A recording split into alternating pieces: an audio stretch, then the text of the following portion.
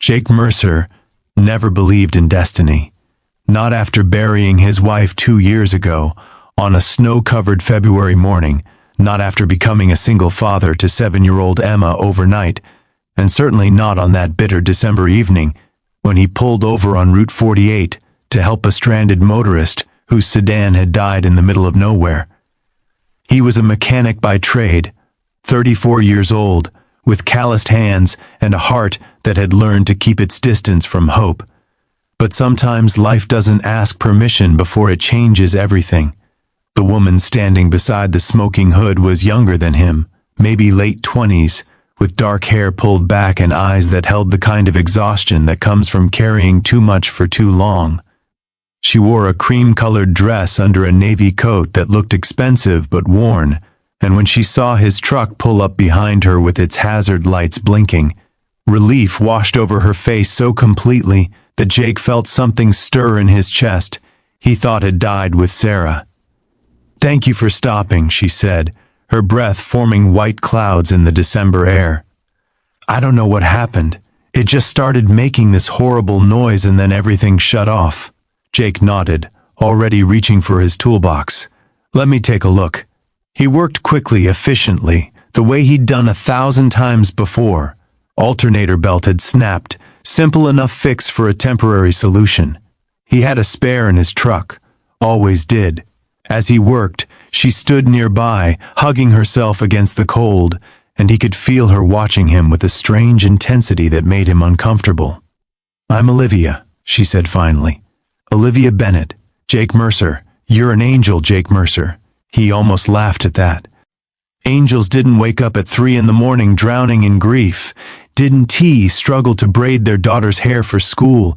Didn't sometimes sit in their truck in the driveway for 20 minutes before going inside because the emptiness of that house was too heavy to face?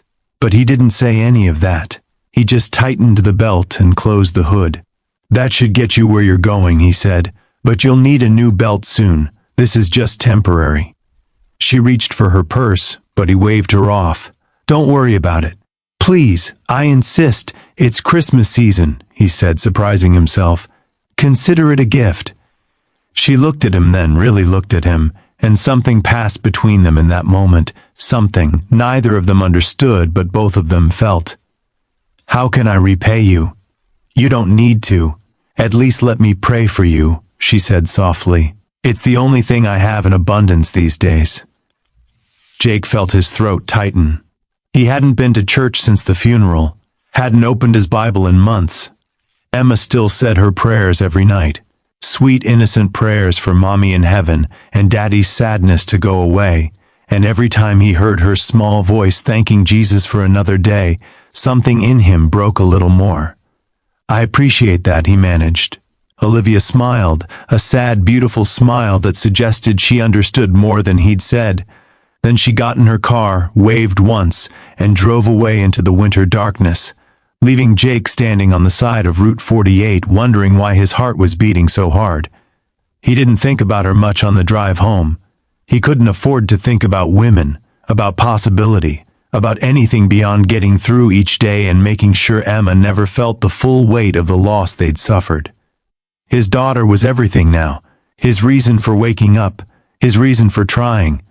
When he pulled into the driveway of their small house in Millbrook, Ohio, Emma was already asleep. The babysitter, Mrs. Chen from next door, met him at the door with her coat already on. "She was perfect," Mrs. Chen said. "Did her homework, ate all her dinner, said her prayers." She asked about her mother again. Jake's chest constricted. "What did you tell her?" "That her mommy is with Jesus, watching over her always, same as you taught me to say." Mrs. Chen touched his arm gently.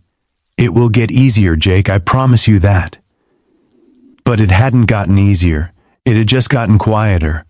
After Mrs. Chen left, Jake checked on Emma, found her curled up under her princess blanket, her dark hair spread across the pillow exactly the way Sarah's used to be. He stood in the doorway for a long time, watching her chest rise and fall, marveling as he did every night that something so beautiful and innocent had come from his life. He was heating up leftover coffee in the kitchen when the knock came. It was nearly 9 o'clock, late for visitors in their neighborhood, and his first thought was that something had happened, some emergency, someone needing help. He went to the door quickly, Emma's safety his only concern, and when he opened it, his world tilted on its axis. Olivia stood on his front porch, snow beginning to fall around her, and she was crying. "I'm so sorry," she said immediately. "I know this is crazy. I know you must think I'm insane, but I couldn't. I tried to drive away, tried to go home, but something kept telling me I needed to come back. I followed you. I'm sorry. That sounds even crazier. But please, please just give me 5 minutes to explain." Jake stared at her, his mind racing through possibilities, none of them making sense. "How did you find your house? I saw which exit you took and I followed from a distance. I know how this looks. I know how this sounds, but I'm not dangerous. I'm not crazy. She stopped, pressing her hand to her mouth, tears streaming down her face. "I'm desperate." Something in her voice, in her absolute brokenness, cut through his confusion and defensiveness. He thought of Emma sleeping upstairs, thought of danger and strangers and caution, but he also thought of that moment on the side of the road, that strange connection, that feeling that had stirred in his dead heart. "Come inside," he heard himself say, but quietly. "My daughter's asleep." She stepped into his modest living room, taking in the worn furniture, the framed photos of Sarah that he couldn't bring himself to take down, the scattered toys and books that marked a house where a child was loved despite tragedy. "I have a daughter too," Olivia said softly, looking at a photo of Emma from last Christmas. "She's 9. Her name is Sophie."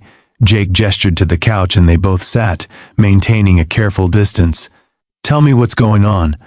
And so she did. Olivia's story spilled out in fragments, punctuated by tears and long pauses where she struggled to find words. She lived in Columbus, worked as a pediatric nurse at Children's Hospital. Her husband Marcus had left them 3 months ago, just walked out one day saying he couldn't handle the pressure anymore, couldn't handle being a father, couldn't handle being married. He'd been having an affair with someone from his office. The divorce was being finalized. She'd had to sell their house, was now living in a tiny apartment and struggling to make ends meet on just her salary. "But that's not why I'm here," she said, wiping her eyes. Tonight I was coming back from visiting my mother in Clarksburg. She has dementia, doesn't really know who I am anymore. And the whole drive I was just so tired, so completely exhausted and alone, and wondering how I'm going to keep going. How I'm going to be enough for Sophie when I feel like I'm drowning every single day." Jake knew that feeling intimately. He nodded for her to continue. "And then my car broke down in the middle of nowhere, and I thought, this is it. This is the universe telling me I can't do this anymore. And then you stopped." She looked at him with red-rimmed eyes. "You stopped, and you fixed my car, and you wouldn't take any money, and you were so kind, so genuinely kind, and I started driving away, and suddenly I was crying so hard I could barely see the road." "I don't understand," Jake said gently. "Why did you come back here?" "Because of what you said about it being Christmas season, about it being a gift." Olivia's voice dropped to almost a whisper. "Jake, I haven't been to church in months. My faith has been hanging by a thread. I've been so angry at God for letting my marriage fall apart, for letting my mother forget me, for making everything so hard. And I prayed tonight before my car broke down. I prayed for a sign that he's still there, that he still cares, that I'm not completely alone in this." The weight of her words hung in the air between them. "You were my sign," she said simply. "You were the answer to my prayer. And I know how insane that sounds to a complete stranger, but I've learned to listen when God speaks, and every fiber of my being was telling me I needed to come back and tell you that. That whatever you did tonight, however small it seemed to you, it mattered. It mattered so much." Jake felt something crack open inside him, something that had been sealed shut for 2 years. He thought of Sarah, of her faith that had been unshakable even when the cancer had ravaged her body. even when the doctors had given her months instead of years. She'd held his hand in that hospital bed and told him that God would take care of them, that he wouldn't be alone, that love would find them again when the time was right. He'd wanted to believe her. He'd tried. But grief had made him numb to anything beyond survival. "I lost my wife," he said quietly, the words coming before he could stop them. 2 years ago. Cancer. She was 31 years old. Olivia's hand flew to her mouth. "Jake, I'm so sorry. Emma doesn't really remember her much anymore. She was only 5 when Sarah died, and that kills me more than anything, that my daughter is forgetting her own mother." He felt tears burning behind his eyes but wouldn't let them fall. "So I understand about faith hanging by a thread. Mine snapped a long time ago." They sat in silence for a moment, two broken people in a living room filled with the ghosts of happiness past, snow falling steadily outside the window. "Can I tell you what my mother said to me?" Olivia asked. "Before the dementia got really bad, back when she still had moments of clarity, she told me that God doesn't always give us what we want, but he always puts the right people in our path when we need them most. She said the challenge is being brave enough to recognize them and let them in." Jake looked at her, this woman who had followed him home in the snow, who had been vulnerable enough to share her pain with a complete stranger, who had seen an act of kindness as a message from God. And he thought about how Emma had been praying for Daddy's sadness to go away, how he'd been drowning in loneliness and isolation, how he'd stopped believing that anything good could happen again. "I have a strange question," he said slowly, "and you can absolutely say no. But would you like some coffee? Real coffee, not the terrible reheated stuff I was about to drink? I have cookies that Emma and I made yesterday. They're dinosaur-shaped and the icing is all wrong, but they taste okay." Olivia laughed, the sound surprised and genuine. "I would love some terrible dinosaur cookies and coffee." They moved to the kitchen, and Jake put on a fresh pot while Olivia looked at the drawings Emma had taped to the refrigerator. Pictures of families with stick figures, houses with crooked chimneys, rainbows and sunshine and hearts. "She draws her mother as an angel," Olivia said softly, pointing to a drawing where a figure with wings hovered above the others. "Every single picture," Jake confirmed. "Her teacher asked me if I thought she needed to talk to someone, a counselor, but Emma seems okay, sad sometimes, but okay." "Sophie draws her father as a storm cloud," Olivia said, "just this dark, angry cloud hovering over everything." They looked at each other, and something shifted, some mutual recognition of shared pain and survival. Over coffee and misshapen cookies, they talked, really talked, about the logistics of single parenting, about the exhaustion and the guilt and the fear of not being enough, about grocery shopping and school projects, and the overwhelming task of being both mother and father, both comfort and discipline, about how sometimes you feel like you're doing everything wrong, and other times you have these perfect moments that make it all worthwhile. "Emma still sleeps with Sarah's old sweater," Jake admitted. "I probably should have washed it by now, but she won't let me. Says it still smells like mommy." "Sophie has a box of letters her father wrote her before he left," Olivia said. "They're all lies now, all these promises he didn't keep, but she still reads them every night." "Kids are resilient," Jake said, repeating what every well-meaning person had told him over the past 2 years. "Kids are resilient," Olivia agreed, "but they're also tender. They break differently than we do." It was almost midnight when they heard a sound from upstairs. Jake was on his feet instantly, and Olivia followed him up to Emma's room where his daughter sat up in bed, rubbing her eyes, her face confused. "Daddy, I had a dream about Mommy." Jake sat on the edge of her bed, stroking her hair. "A good dream or a sad dream?" "A good one. She was in our kitchen with a lady with dark hair and they were making cookies and laughing. They looked happy."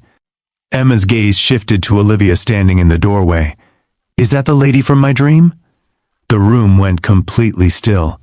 Jake looked at Olivia, saw her face go pale, saw her hand grip the door frame. "Hi, sweetheart," Olivia said softly. "I'm Olivia. I'm your daddy's friend." Emma studied her with the serious intensity that children have when they're deciding whether to trust someone. "Did you know my mommy?" "No, honey, I didn't. But I bet she was wonderful. She was the best mommy ever," Emma said matter-of-factly. "She's in heaven with Jesus now. But Daddy says she still watches over us." "I'm sure she does," Olivia said, her voice thick with emotion. After Emma settled back to sleep, they returned downstairs, both of them shaken by what had just happened. "That was," Olivia started. "Weird," Jake finished. "That was weird. My grandmother used to say that children can see things we can't, that they're closer to heaven somehow." Jake ran his hand through his hair, his mind reeling. "I don't know what to think anymore." "Maybe you don't have to think," Olivia said. "Maybe you just have to trust." She left shortly after, but not before they exchanged phone numbers. "I'd like to stay in touch," she said at the door. "If that's okay with you. Just as friends, people who understand what the other is going through." "I'd like that," Jake said, and meant it. Over the next few weeks, they talked nearly every day. Text messages about parenting struggles and small victories. Phone calls late at night when the loneliness got too heavy. Occasional coffee meetings when their schedules aligned. Jake found himself telling her things he'd never told anyone, about the guilt he carried for feeling relieved sometimes, that Sarah was gone because watching her suffer had been unbearable, about his fear that he was failing Emma every single day, about the anger he still carried toward God for taking away the one person he'd built his entire life around. Olivia shared her own darkness, her own rage and disappointment, her terror that Sophie would grow up thinking love was something that could be abandoned, that promises meant nothing. "But here's what I keep coming back to," she said one evening in early January as they sat in a coffee shop while both girls had playdates. "Maybe the point isn't that bad things don't happen. Maybe the point is what we do after they happen, how we keep going, who we become." "You sound like Sarah," Jake said. "She used to say that faith isn't believing that God will remove the storm, it's trusting He'll carry you through it." "She was a wise woman. She would have liked you," Jake said quietly. "Actually, I think she did like you, if you believe Emma's dream." They both sat with that thought, with the impossible possibility of something beyond understanding. By February, their friendship had deepened into something neither of them wanted to name, but both of them felt. It was there in the way Jake found himself thinking about her throughout the day, in the way Olivia smiled when his name appeared on her phone, in the careful dance they did around their growing feelings, because they were both terrified of ruining what they'd found. It was Emma who finally said it out loud. "Daddy, do you like Miss Olivia?" They were making dinner together, Emma standing on a step stool to help stir the pasta sauce. Jake's hand froze mid-motion. "Of course I like her, she's our friend." "No, I mean, do you like her? Like how you like Mommy?" Jake turned off the stove and knelt down to Emma's eye level. "Would that be okay with you if I did?" Emma thought about this seriously, her face scrunched in concentration. "Will she try to be my new mommy?" "No, baby. Nobody could ever replace your mom. Miss Olivia wouldn't try to. But she could be someone special in our lives, someone who cares about us." "And Sophie could be like my sister?" "Maybe. Would you want that?" Emma nodded slowly. "I get lonely sometimes. And Sophie's really nice. She let me borrow her favorite markers last time." "That is pretty special," Jake agreed, his heart so full it hurt. "Mommy would want you to be happy, Daddy. She told me so in my dream." Jake pulled his daughter close, breathing in the smell of her strawberry shampoo, feeling tears slide down his face. "How did you get so wise?" "I don't know," Emma said seriously. "Maybe Mommy's teaching me from heaven." He called Olivia that night after Emma went to bed, his hands shaking as he dialed. "I need to tell you something," he said when she answered.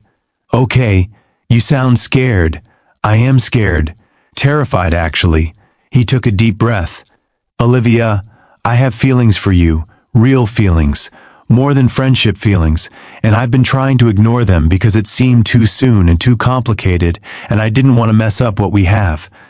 But Emma asked me tonight if I liked you, and I realized that I can't keep pretending this is just friendship when it's become so much more than that." The silence on the other end stretched long enough that Jake started to panic. Then Olivia said, "I've been waiting for you to say that for 2 weeks." "You have?" "Jake, I've been in love with you since that night you gave me dinosaur cookies and let me cry in your kitchen about my broken life. Maybe even since the moment you stopped on that highway and fixed my car in the snow. I just didn't want to push you or make you feel pressured or—" "You love me?" Jake interrupted, his voice hoarse. "I love you. I love Emma. I love how you braid her hair even though you're terrible at it. I love how you still talk to Sarah's picture when you think nobody's watching. I love how you've let me be broken and didn't try to fix me, just stood beside me while I figured out how to fix myself." Jake couldn't speak. He just held the phone and let the tears come freely now. "Are you crying?" Olivia asked softly. "Yeah." "Good crying or bad crying?" "Good crying. Really good crying. The best crying I've done in 2 years." They talked until 3 in the morning, about everything and nothing, about their fears and hopes, about how to blend their broken families into something whole again, about whether this was all happening too fast or if maybe, just maybe, God's timing was different than human timing. The next weekend, Jake took Emma to church for the first time since Sarah's funeral. Olivia and Sophie met them there, and they all sat together in the back pew, 2 single parents and 2 daughters who'd lost pieces of themselves but were learning to be whole again. When the pastor talked about how God works in mysterious ways, about how sometimes he puts people in our paths exactly when we need them, Jake reached over and took Olivia's hand. She squeezed back, and across the aisle, he saw Emma and Sophie holding hands too, 2 little girls who'd found a sister in each other. After the service, Jake drove them all to the cemetery where Sarah was buried. He'd been terrified to bring Olivia here, afraid it would be too much, too morbid, too weighted with the past. But Olivia had asked to go, had said she needed to. They stood at Sarah's grave, snow dusting the headstone, and Olivia placed flowers there while Jake lifted Emma onto his shoulders. "Thank you," Olivia said softly to the grave. "Thank you for loving him so well that he knew how to love again. Thank you for teaching Emma to have faith and courage. Thank you for sending him to me that night on the highway." Jake felt something release in his chest, some final piece of grief transforming into acceptance and gratitude. He thought he heard Sarah's voice in the winter wind, soft and familiar. "Take care of them for me. Love them the way they deserve. Don't be afraid." "I won't be," he whispered back. 6 months later, on a warm July evening, Jake and Olivia stood in the backyard of his house with 30 of their closest friends and family gathered around them. Emma and Sophie, wearing matching flower crowns they'd made themselves, stood beside them as Jake and Olivia exchanged vows. "I promise to honor your past while building our future," Jake said, his voice steady despite the tears in his eyes. "I promise to love Sophie as my own daughter and to teach both our girls that families come in all forms but always start with love. I promise to keep Sarah's memory alive and to never let Emma forget how deeply she was loved," Olivia said. "I promise to be your partner in grief and joy, in struggle and triumph, in all the ordinary, miraculous moments that make a life." When they kissed, both girls cheered, and Jake could have sworn he felt a warm presence surrounding them all, a blessing from beyond, a promise kept. That night, after the guests had gone home, and the girls were asleep in Emma's room, having insisted on a sleepover to celebrate their new family, Jake and Olivia sat on the back porch and looked at the stars. "Do you believe in fate now?" Olivia asked, her head resting on his shoulder. "I believe in grace," Jake said. "I believe that when we're broken open, that's when the light can finally get in. I believe that sometimes the worst thing that happens to us makes space for the best thing we never saw coming. Your wife would be proud of you. Both our exes would be shocked that we found happiness despite them," Jake said, and they both laughed. "No," Olivia corrected. "Marcus would be shocked. Sarah would just smile and say she knew all along, And somewhere in heaven, or perhaps just in the way the summer breeze carried the scent of honeysuckle and hope, Jake thought maybe she was smiling. Maybe she was at peace, knowing that the man she'd loved had learned to love again. That their daughter would grow up in a home filled with laughter and faith. That the story didn't end with tragedy but transformed into something beautiful and unexpected. He'd fixed a stranger's car on a snowy December night and driven away thinking he was just being kind. He hadn't known he was answering a prayer, hadn't known he was becoming someone's miracle, hadn't known that fate was knocking at his door. But now he understood what Sarah had tried to tell him in those final days, that love doesn't die when someone leaves. It just changes shape, spreads wider, makes room for more. And if you're brave enough to stay open, to keep believing even when belief feels impossible, grace will find you when you least expect it and most need it. Emma had asked him once if heaven was real, if Mommy was really watching over them. He'd stumbled through an answer about faith and mystery and things we can't fully understand. But now he knew the truth. Heaven wasn't just a place you went when you died. It was also those moments when the people you love connect across time and space to guide you home. It was chance meetings on dark highways. It was children's dreams. It was the courage to try again after your heart has been shattered. It was learning that sometimes the greatest gift isn't having your prayers answered the way you expected, but having them answered in ways you never could have imagined. Jake Mercer believed in destiny now. He believed in second chances and divine timing and the mysterious ways that broken people find each other and create something whole. He believed that every act of kindness matters, that every prayer is heard, that love always finds a way.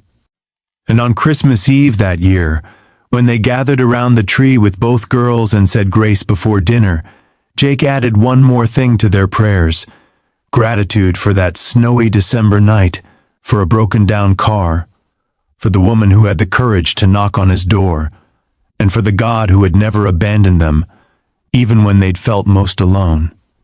The ending wasn't what he'd expected when his story began with loss and grief. But it was exactly what he needed, exactly what they all needed.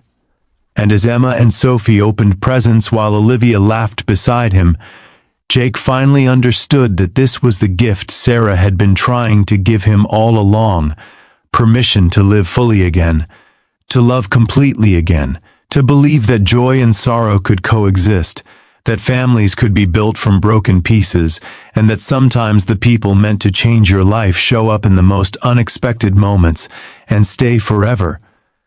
He'd fixed her car and driven away. She'd followed him home, and fate, dressed in snow and tears and impossible courage, had knocked on his door and given him everything he'd stopped believing he deserved.